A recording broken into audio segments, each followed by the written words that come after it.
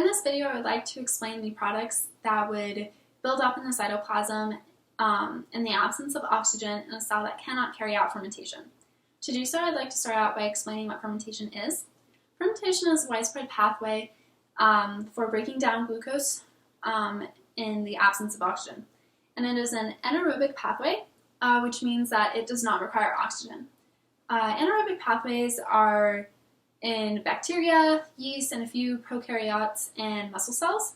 The breakdown of glucose molecules produces carbon dioxide, energy, and lactic acid or alcohol. And actually, electron acceptors are used instead of oxygen in this process. And also, this process usually takes place in the cytoplasm.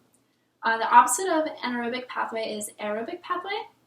And this is in a lot of plants, animals, and a few prokaryotic organisms, and this process requires oxygen. It involves a reaction that breaks down energy molecules, so energy is released with carbon dioxide and water, and this new energy is stored as ATP. And this process is actually more efficient than anaerobic respiration because it produces more ATP. But back to fermentation. Fermentation begins with glycolysis.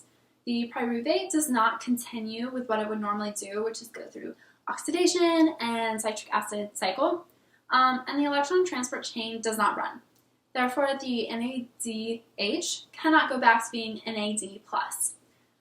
Extra reactions are then added in fermentation to allow NADH to give an electron to an organic molecule, and this organic molecule is usually pyruvate. So now I would like to explain a few examples of fermentation. Over here we have lactic acid fermentation, and the first step is glycolysis, which that's going from glucose to pyruvate, and in this process 2-ADP goes to ATP, and also 2-NAD plus goes to 2-NADH, right here. The next step is NAD plus regeneration. And that's when 2-pyruvate goes to 2-lactate. And in this process, 2-NADH goes back to 2-NAD+, right here. Another example that we have is alcohol fermentation. And the first step in this is glycolysis, which is when glucose goes to 2-pyruvate. And the same thing happens here. 2-NADP goes to 2-NATP, right here. And then 2-NAD plus goes to 2-NADH, right here. The next step is NAD plus regeneration. And that's when 2-pyruvate goes to 2-acetaldehyde, and then from 2-acetaldehyde to ethanol. From 2-pyruvate to 2-acetaldehyde, 2 carbon dioxide is released, and then in this last step here, when it's going to 2-ethanol, 2-NADH is going back to 2-NAD+. There's also a couple other examples. There's facultative and obligate anaerobic processes. Facultative is when it switches between aerobic respiration and anaerobic respiration. Some examples are Staphylococcus and Streptococcus and Listeria. And then there's obligate, which is when oxygen is actually toxic to these types. And so it can only live in places where there's no oxygen.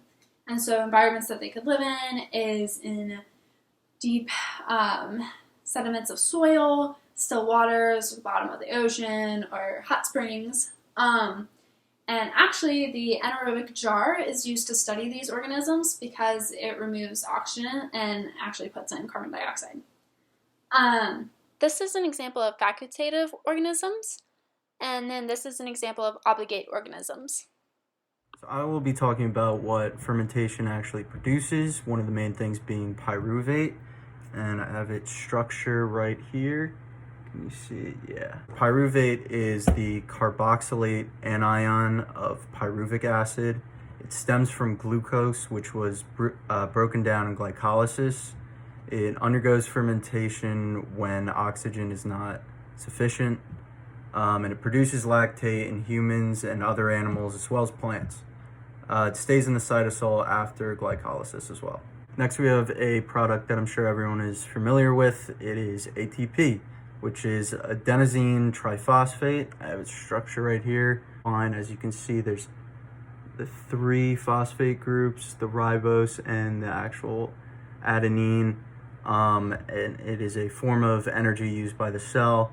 It's produced in fermentation instead of glycolysis when oxygen is not present. Fermentation produces a lot less ATP than glycolysis. It's 2 compared to 38.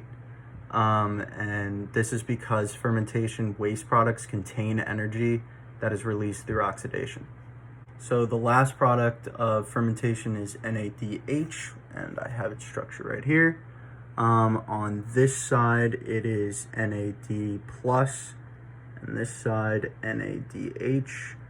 As you can see, the real difference here is only that extra H at the bottom. They both have the ribose and ADP, and they're pretty much interchangeable through oxidation and reduction. It's illustrated here through this little equation. And NADH gives up an electron to go back to NAD+ in order to maintain reactions of glycolysis. All right, so the last thing that I'm going to explain is what would happen if pyruvate and NADH were to build up in a cell due to a lack of fermentation. And I actually have an example here. As you can see, this is a muscle cell, and you can see the carbohydrates and fats entering the cell and then being broken down.